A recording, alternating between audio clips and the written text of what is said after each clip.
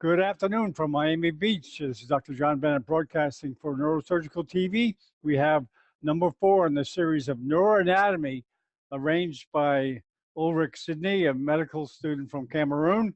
It's a series of webinars, and we're pleasured by the presence of world-renowned neuroanatomist, Victor Hugo Perez Perez.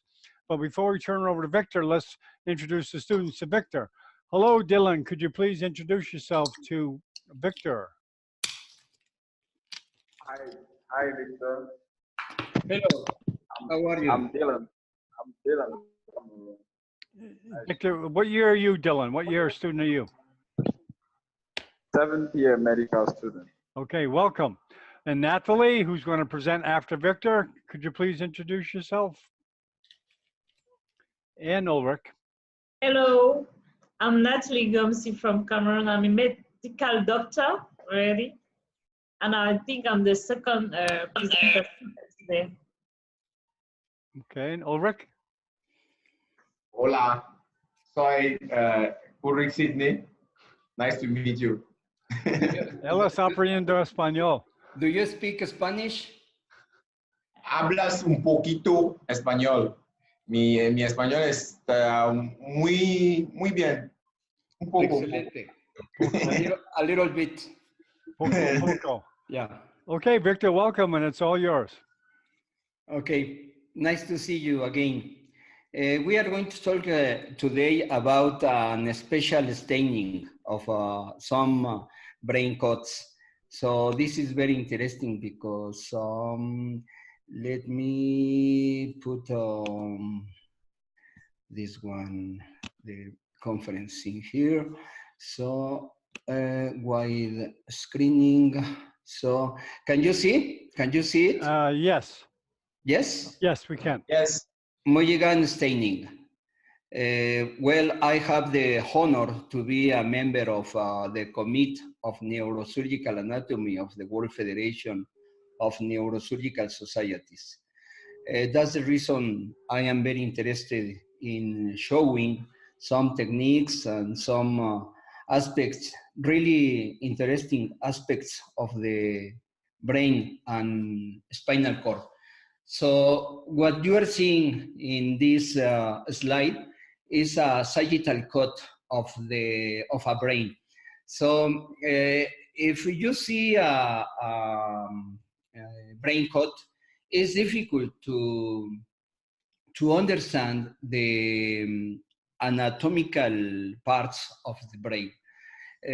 For example, here we have the frontal lobe, parietal, occipital, and here we have the cerebellum and the olive nuclei. So here is the midbrain, pons, and medulla. So we are going to see several cuts. Like here we have the callosum body. This is the callosum body. The cingulum. Look at this. This is cingulum. So and here we have some nuclei of the brain. So this is a close view of brain stem, the middle, the midbrain, the pons and medulla, and also cerebellum. So after seeing this, I want you to see what we are doing. This is the staining of some brain cuts. So in order to see much better the structures of the brain. For example, in this cut, you cannot differentiate some parts of this cut. It's difficult, but if you stain only the gray substance, you can differentiate the white substance and gray substance. For example, in this. So this is the result of the anterior coat. This is the coat without staining and the coat after staining. So we can differentiate some structures of these coats. For example, in here. Here we have the anterior nucleus of thalamus, the head of caudate nucleus, cuneus, calcarine sulcus, globose nucleus, medial lemniscus, superior cerebellar peduncle, red nucleus, substantia nigra, and ventral anterior nucleus of thalamus. But where are they? So if we try to differentiate these structures in this coat, I think that it's a little difficult to do that.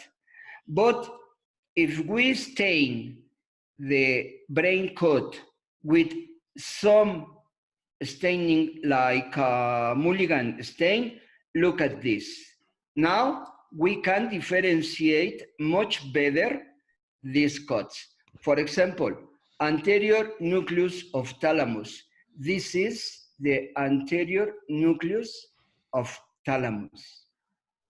The head of caudate nucleus. The cuneus is in here. Calcarine sulcus. Here we have the calcarine sulcus.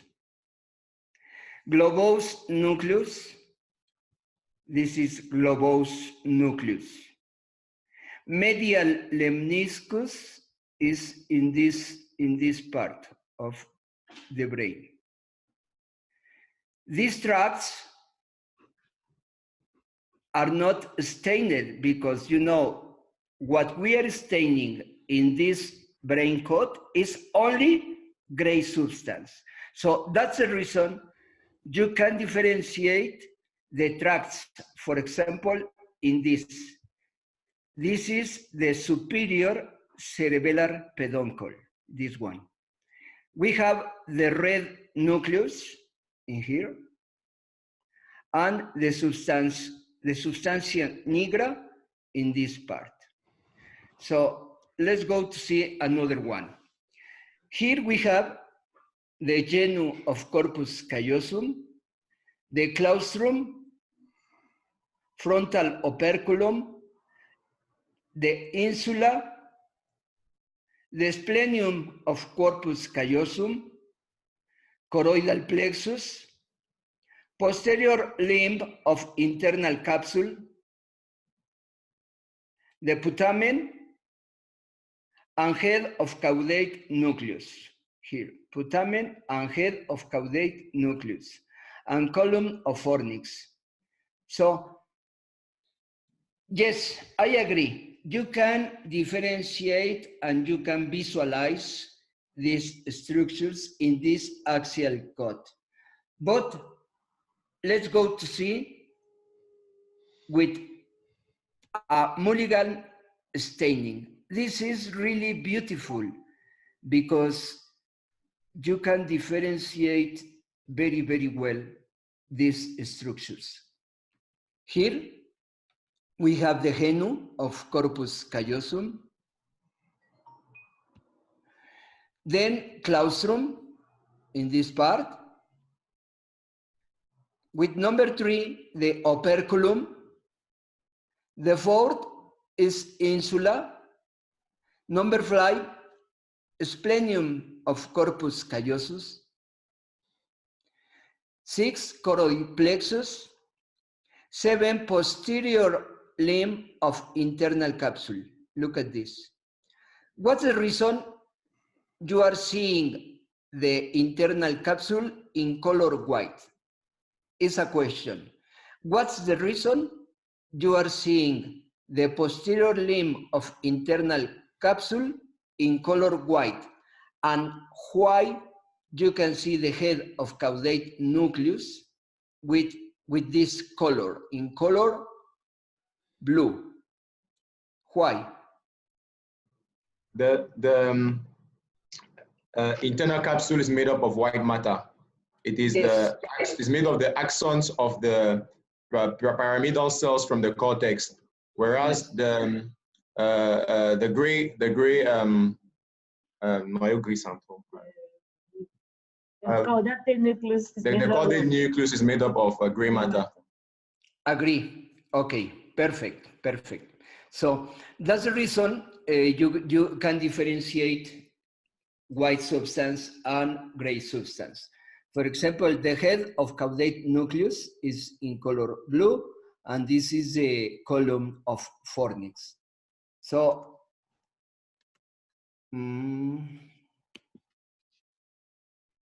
okay, this is another coat.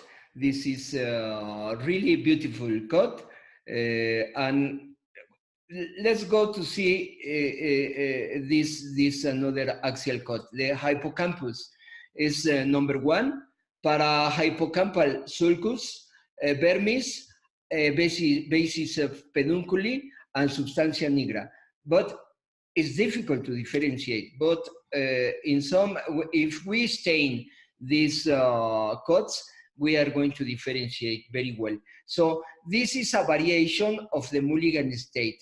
This is also a staining, but in this case, you can see the gray substance in color brown. So this is a normal coat and coronal coat, but this is with the variation of Mulligan staining, and in this variation, you are not going to get the color blue for gray substance. Instead, this is in color brown, but it's also a beautiful method to differentiate this staining. Here, for example, we have the hippocampus in number 1. Look at this. This is a really beautiful axial coat. This is the hippocampus. The parahippocampus or parahippocampal sulcus. The basis of peduncle, this is this one, and in number 4, the substantia nigra. This is in Spanish, sorry for this, but this is how to make this technique of Mulligan. It's not difficult. If you look for Mulligan staining in internet, you can get the method to make this kind of staining. The only one is you need some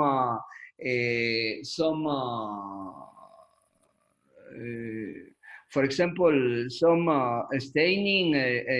I think the most difficult to get is a brain, a very well fixed brain, in order to make a good cuts. So you need also with this preparation is with some heat, 65 degrees.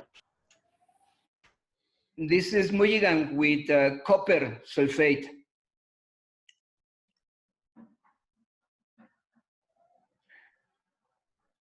We are taking temperature in order to put in there the brain coat. The second step is to wash the brain coat in cold water. Then the third step is to put the brain coat in a solution with a ferric chloride. So then we put the brain coat in a solution with a ferrocyanide for 15 to 20 seconds. And look at this. This is the cut brain without staining. And then after, you can see how this brain coat is changing its color. All the gray substance is changing to color blue.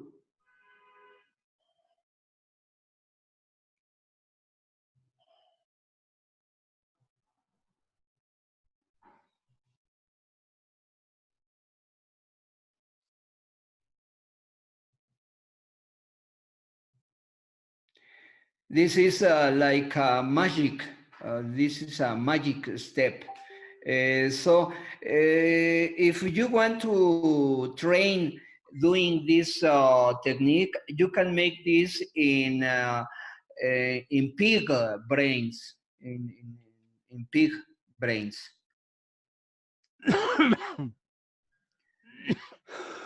The brain of a pig is you can get this you can get the pig brain very easy. It's easier to get that kind of brains. For example, in this frontal view, look at this. In the left side, we have a coronal cut without staining, and in the right side, after the staining. Look at this slide. Is really, really beautiful to make this staining.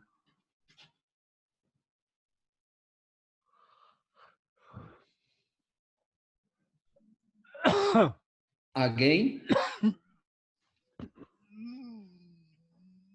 for example, the putamen, the pallidus nucleus. Here we have the thalamus and the caudate nuclei.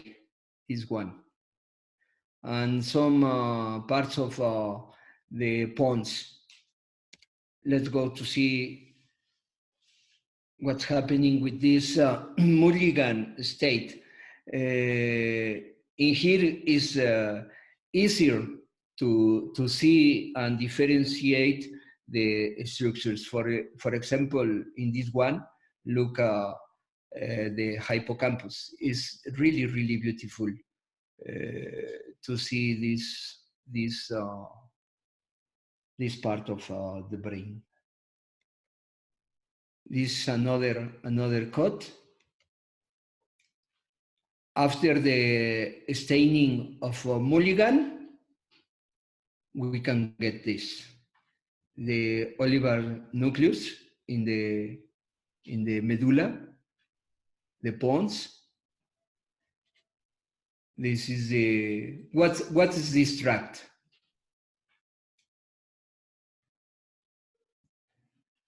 This is a question. Can you see this tract? This is the other one.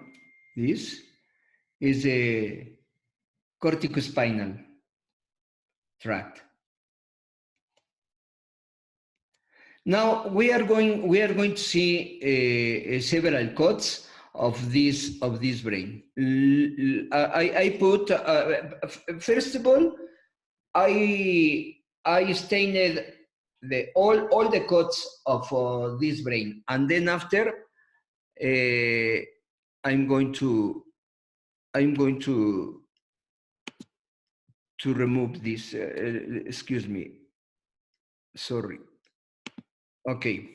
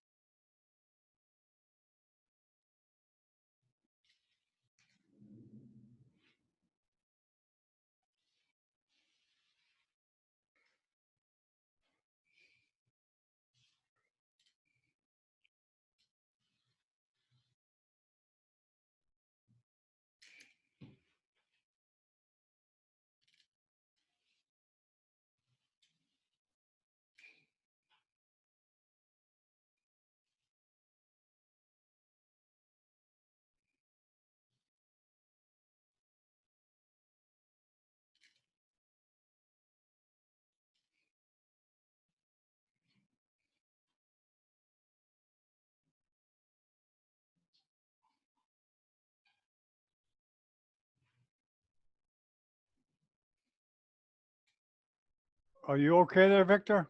Yes. Okay. Can you hear about? Can you hear?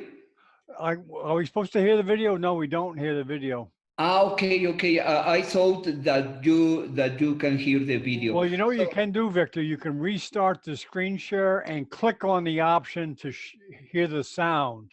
Do you want us to hear the sound? Okay, no problem. Okay. It's very short. Okay. So I am removing the coronal cuts of this brain. So I think this technique is very useful to understand the anatomy of some tracts of some nucleus, cerebellum. So, Victor, sorry. Yes, Um, yes. Is this like a double staining? Because what we saw before was like reddish in staining. Right now we see red and blue. Did you do two stains on the? No, this is, I think, like some artifact, some variation of the temperature, and that's the reason some of them are,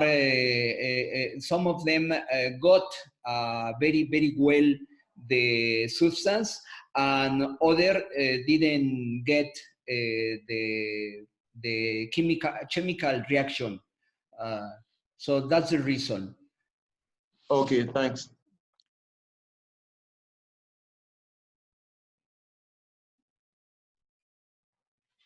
So if you want some day I can show you how to make this step by step.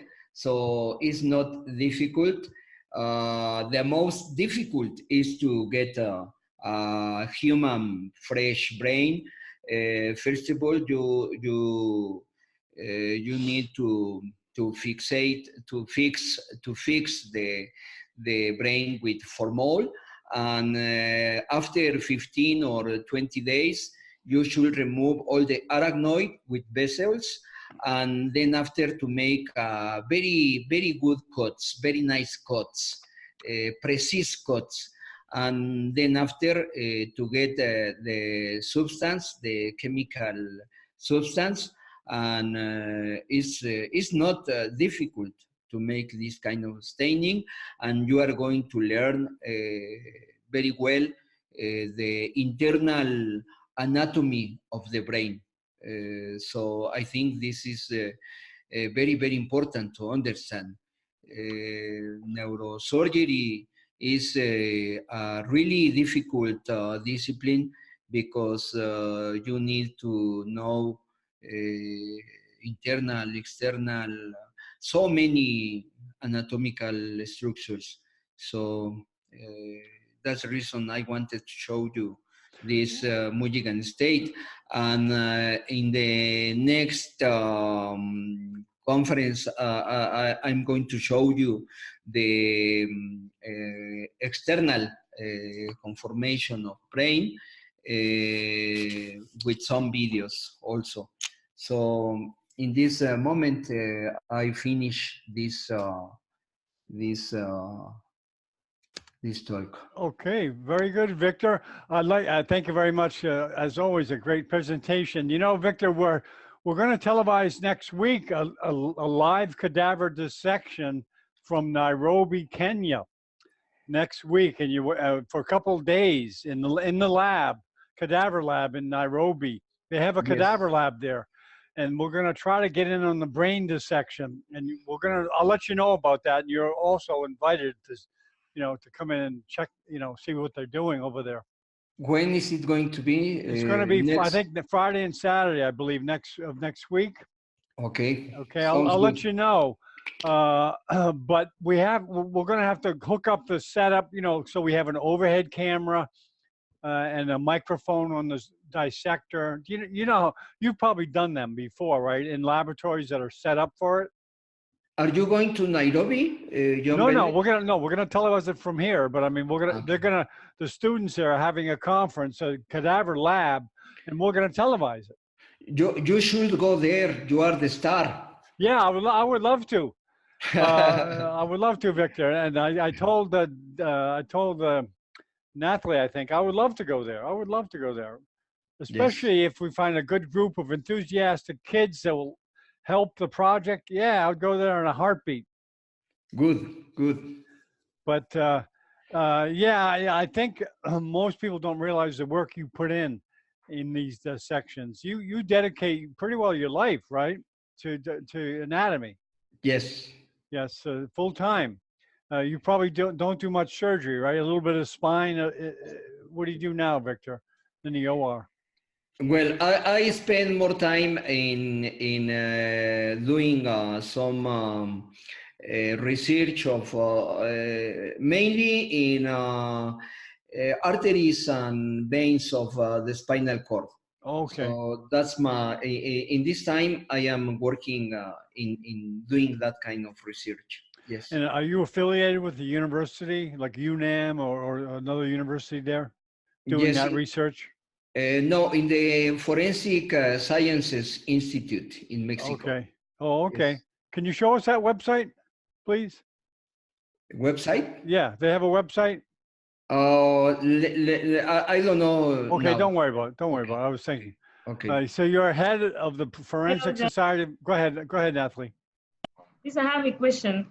Go ahead. Dr. Perez, how do you do so that the cerebellum should just be clean, just clean like that? And at what temperature do you do your staining? Okay. This Mulligan staining is you can look for this in internet.